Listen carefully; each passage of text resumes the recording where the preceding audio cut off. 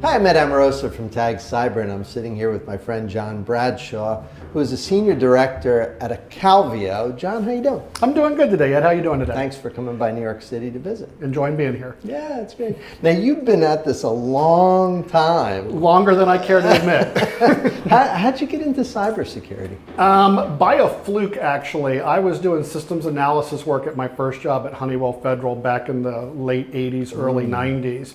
And part of the systems analysis code I was looking at was the password program. And it was back then, it was very simplistic algorithms to hash a password. And I engineered a program that let me log in as anybody on the system. And I thought I did this really cool thing and took it into my boss and said, look what I figured out how I can do. And literally the next Monday, I was transferred into this group that was focused on some government security work and actually thought I had done something wrong. But actually turned out to be the best thing that ever happened to me in my life. That must have led you a little bit into some of the Orange Book work. Like I think you guys were working on some of that at that time. Yep, right? Doing evaluations and certifications for the government for the whole Rainbow series. I actually got into a lot of multi-level secure operating system work so that people with different classification levels could work in a single system but not have their data commingled if it wasn't supposed to be. Don't you think that all got thrown out with the bathwater? Like I always thought there was some really useful stuff in there. There was a lot of useful things, but I think it was more complicated than end users were willing to deal with. Yeah. I mean, I'm okay with throwing a bunch of it out, but I always felt like there was something good about it. It was a simple, easy document, and it was flawed, but you could get through it, and you could more or less, rate the security attributes and assurance qualities of the system. It seems like we forgot a lot about assurance since then. Yes, I think we have.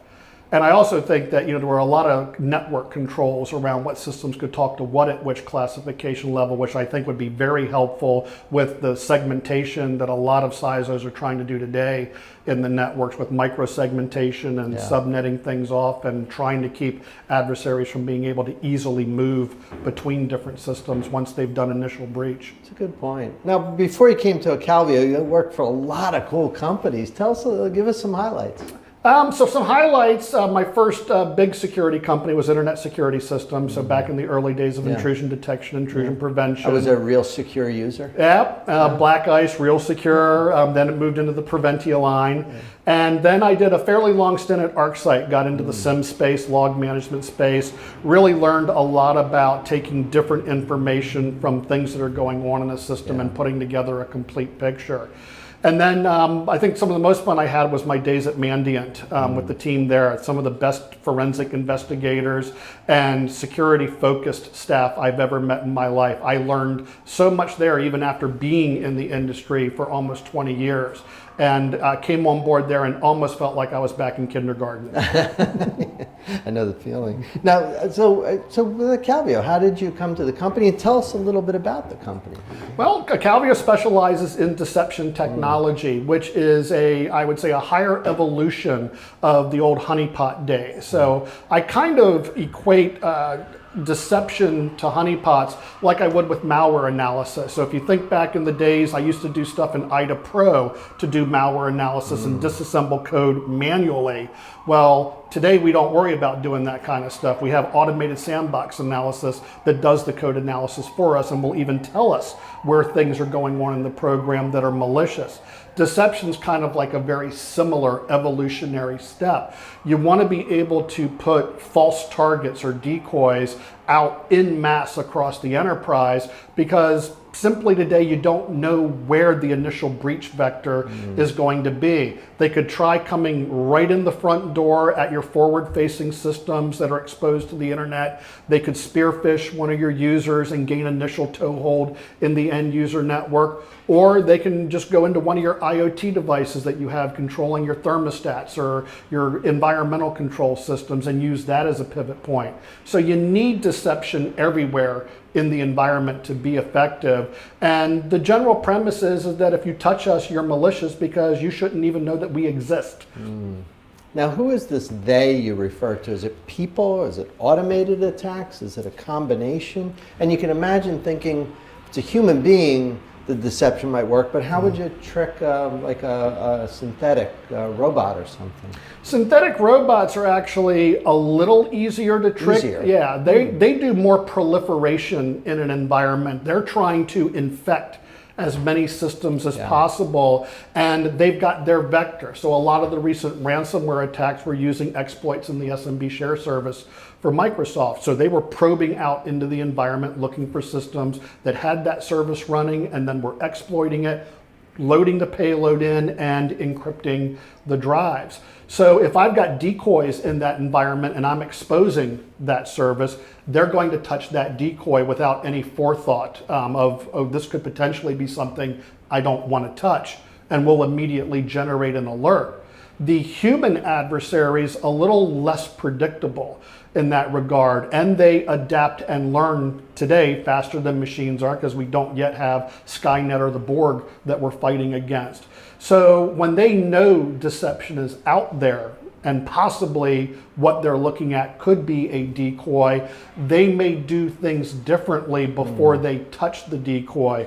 So then you have to combine what we call breadcrumbs, which are fake data on your legitimate endpoints, to entice that adversary, that human person who's thinking, you know, in oddball ways, and saying, here's some data that you might find of interest, or a credential that's got administrative privileges that you might find of interest, and get them to take and use that information, but ultimately it's pointing them to one Like of a our honeypot. decoys. Like honeypots. Exactly.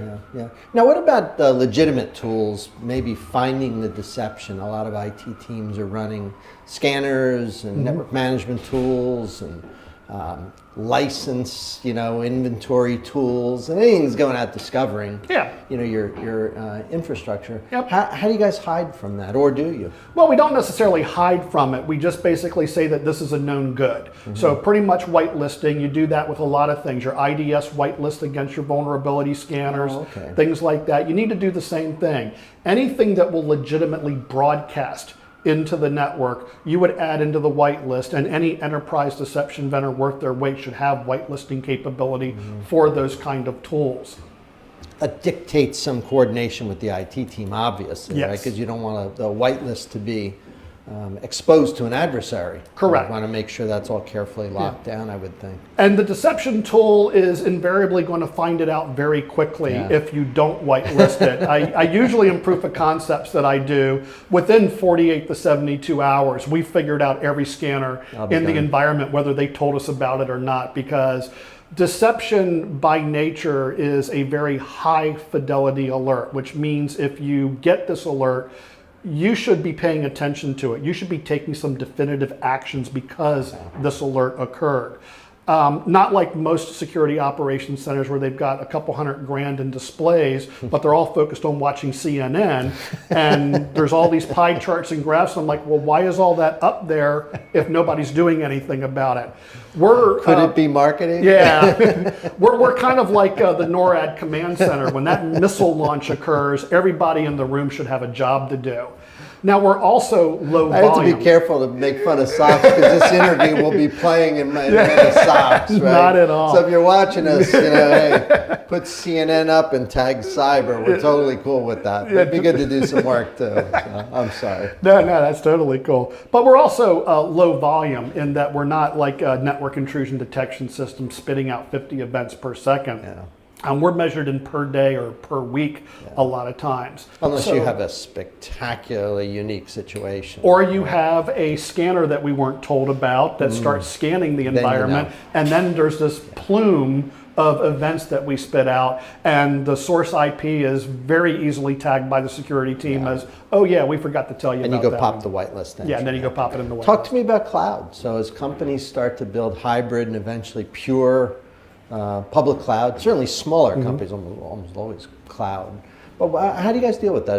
Do you position where it makes sense to position at cloud gateways, or what do you do when somebody's Well, got a lot of absolutely. cloud? I mean, so first in our first generations that we came out with, we were cloud-centric in our implementation capabilities. So our manager can be in a public or private cloud, or it can be on-prem, whatever the customer prefers. We can literally That's deploy. probably still true, right? Yeah, it absolutely is still true. Wherever, Yeah, I mean, we can literally deploy with zero hardware deployment. Our projection points to put the decoys out there can be small virtualized instances in the customer's virtualized infrastructure. But to your point, as customers are moving processing capability and utilizing true cloud resources like S3 storage containers, Kubernetes clusters, Office and the like. 365. Exactly. You need to be able to project them as decoys as well. Not just say, I can put a Windows SQL server up in the cloud and call that cloud capability. That's processing capability. You're just using the cloud to take care of it.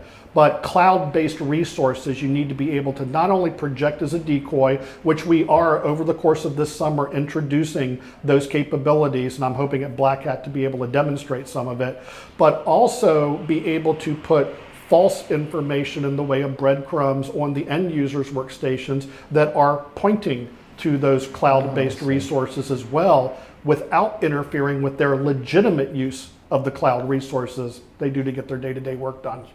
Do you find when you visit with clients now, we're talking in mid-2018, that you have to explain deception to everyone, or is there still a segment of the enterprise teams that need to, like, you don't have to, if you're selling firewalls, you don't sit down and say, all right, let me tell you what firewalls, they think you're crazy. Right. But do you still have to educate people about what this is about?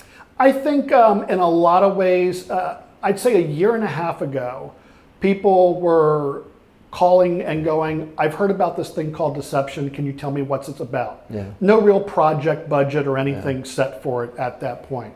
Now the calls are coming in going, okay, we've heard about deception. We know it's this real thing, and we are starting to investigate its applicability into our environment. You know, they're starting to allocate some budget for it, or they're looking at it to possibly replace existing technologies. But still, some of the education comes in what's the difference between deception versus a honeypot, and what is unique about deception compared to other security solutions. So a lot of times the education's more in, we bring it into the environment, but the teams still try to use it as if it's like a network IDS where it's going to generate a lot of events, and they're worried about false positives, and they're not yet used to, because they hear too much marketecture by vendors in the past around, no, this thing is actually going to alert few and far between, but when it does alert, it's more what I call a breach confirmation solution as opposed to an intrusion detection solution.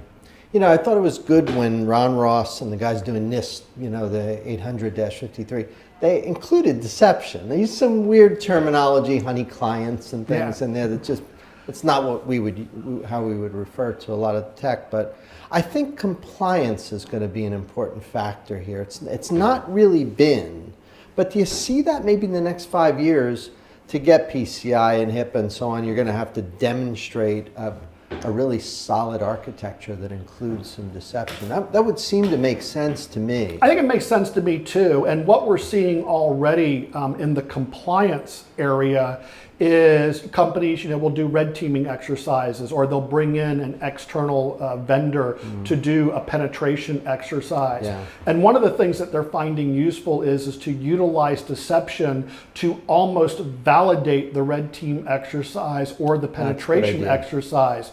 Did the teams only find decoys but think that they were hitting legitimate targets? And I've been in exercises where they've come in with a report and said, here are the things that we hit, and the security teams were going, decoy, decoy, decoy. You never touched a legitimate system in the environment. And that's a good validation of, well, how good is the penetration test? How good was the red team exercise? How good are the defenses and the deception environment playing a role? So with Acalvio, I guess the state you guys are in right now is growing tech firm, taking on clients and growing. Is that kind of where you are in the life cycle? Yeah, I think the company's, I think we're now at about 3 years old. I've been here for about a year, and growing fast. I mean, in the year that I've been here, we've made a lot of phenomenal strides in the product itself. Working with customers, prospects out there, adding to the client list very quickly, and having a lot of success. I mean, we're going out there and catching some legitimate activity in the environments that were not alarming or alerting prior to us going into those environments. You guys integrate nicely with the existing tools that a team would have in place, like their SIM and so on. Absolutely. Yeah. So obviously with my background coming from... I bet ArcSight has a connector there, right? Yeah, I mean, all the different SIMs, Splunk, ArcSight, QRadar, not to miss out any, but I think there's way too many to list in the People time can we've look on got. the website, I would assume. Absolutely. But one of the things is that we made it so that the alerting format we're putting out there, it can be very generic or it can be one of the published standards that are out there. So we should be able to fit into any of the vendors out there with pretty much zero effort on their part to adapt it into the environment. One of the things that I do work with the teams on, though, is because this event is of such high fidelity, there are a lot of correlations that you're capable of doing that you would not dream of doing with like a network IDS that's spitting out at that rate.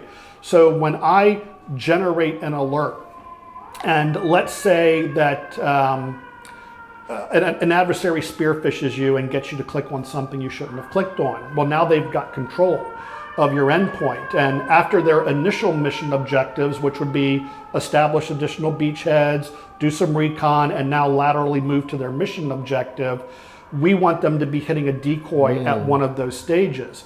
Now, when they do that, if you're collecting, let's say, your process logs from your endpoint, and process network connection logs, I think, are more valuable a lot of times than firewall logs because it's linking the actual program running on the endpoint that is directly responsible for that network connection occurring. Well, if I get a decoy touch and I can say, well, it was Ed's computer, Ed's user session, and it was this program that made the touch, well, that saves the IR team countless hours in investigative time. And if I can then say, well, that was a remote access Trojan that was being used, there should have been corresponding network activity at the same time that lateral move occurred. Well, let me ask the correlation engine on my SIM to look at any other communication Ed's computer was doing at the same time that that lateral move occurred. And in all of the testing I've done, we are not only able to nail the remote access client that is running on the endpoint, but also the end command and control system the adversary is using to direct that activity.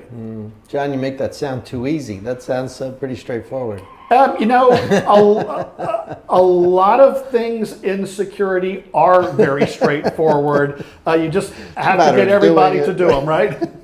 You know, you're one of the few people we interview who can actually trace back to the 80s. You and I, a couple old guys. Yeah. Are you, just broadly, you know, just asking you personally, do you think things are getting better or worse? Like when you're having a beer with a couple of friends and they say, oh, you do what you and I would have called computer security, now it's cybersecurity. Yeah. And say you do cybersecurity, and they go, hey, what gives? Are you generally more bullish or kind of bearish? Where do you stand personally? I know when you work for your company, and I the same thing, you have to say, oh, you know, we're making great strides, but man, you and I are a couple old dudes who've been at this. Well, you know, every couple of months when you're realizing that some, you know, retail place or place where they've got your financial data stored has been breached, and now you're going and wanting to change your credit cards out for the 8th time or whatever, you do start to worry and wonder, are we actually... This Exactus one? Yeah. Wow. You do wonder whether or not we are making any strides. But I do feel that the strides are being made. But at the same time, there is such a shortage of experts in our field that can implement good, sound security practices in an environment without upsetting the IT and network teams whose mission is to get the end users to get their job done. You know, an automaker's job is not to do cybersecurity. Their job is to make cars. So this is an expense for them that they would rather not have to be spending money on. So they scrutinize it. Organizations now are recognizing that the money needs to be spent, but it needs to be spent prudently, effectively, and there are basic things like don't let your end users have admin level access on their workstations. That would solve so many problems. And yet I can't tell you how many organizations I will still go into where they set them up and the end user has administrative capability, and they wonder why they're getting breached so often. Yeah. So you're kind of here and there on it. 'Cause obviously, the risk is obviously higher, but it seems like our tech is better too. Yeah. Is that the way to look at it? Yeah, I think if you have this problem of end users, businesses want their end users to get their work done, but at the same time, end users want access to all their social media accounts and things like that. And when you start opening up, I mean, that's a security administrator's nightmare, is opening everything up to allow that, because they're getting pressure from up high to let people do the things they want to do. But at the same time, you're introducing a huge risk into the environment. And I think where we're not at the point yet is where the security teams are getting a little more control over the environment to ensure that these risks are mitigated. And I think that's where we need to mature a little bit in the industry. I agree 100%. I guess it takes time to develop that perspective, but I think you got it. Or to get breached one time. That usually takes care of it That'll get your tires rotated a couple of times by some hackers. And you learn fast. So, well, listen, I want to thank you for coming to visit us in New York. Came up from Columbia, Maryland. I did. Awesome. Yeah. And I hope you'll come back and visit again. Tell Absolutely. us more about Acalvio and deception and all things going on. Would love to. Thanks so much for Thanks, coming. Ed. Great meeting you. And we'll see you next time.